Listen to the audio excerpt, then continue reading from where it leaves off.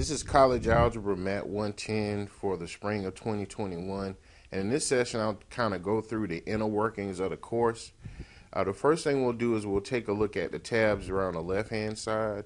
The first tab that you arrive to would be the Announcements tab. The second tab is the Syllabus tab. And on the Syllabus tab, we have information about the course. This is Math 110. It's a 3-credit hour course. This is an online section, so there will be no virtual sessions per se unless posted, but I will post video lectures for the material. Here's a course description, which you can read through at your leisure. The required materials for the course are a TI 83 or 84 plus graphing calculator, and also a MyMathLab access code. Also on the syllabus, we have course learning outcomes.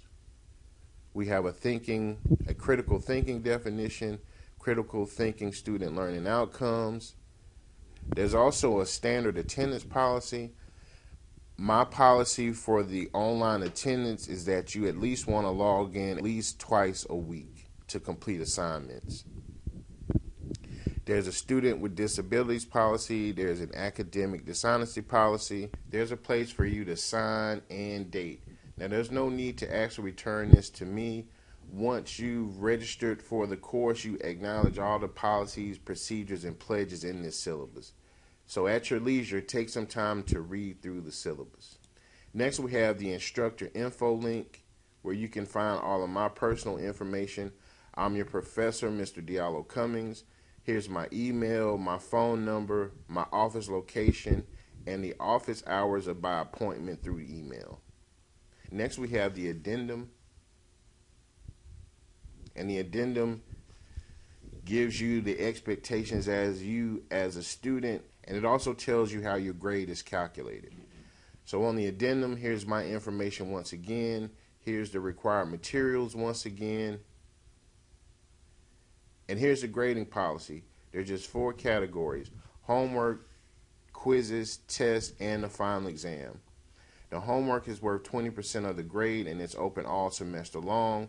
Whenever you start to have trouble, I would encourage you to get help immediately. The quizzes are worth 20%. There's a quiz for every chapter. The quizzes act as study guides for the test. There are 3 attempts to take the quiz. However, only the highest attempt will be counted towards your final average. So it won't hurt your grade if you take the quiz more than once. The tests are worth 40% of the grade, and as you can see, we have 7 tests with the anticipated test dates. The final exam is worth 20%. The final exam is going to be Wednesday, April the 28th of this year, and there are no final exam exemptions.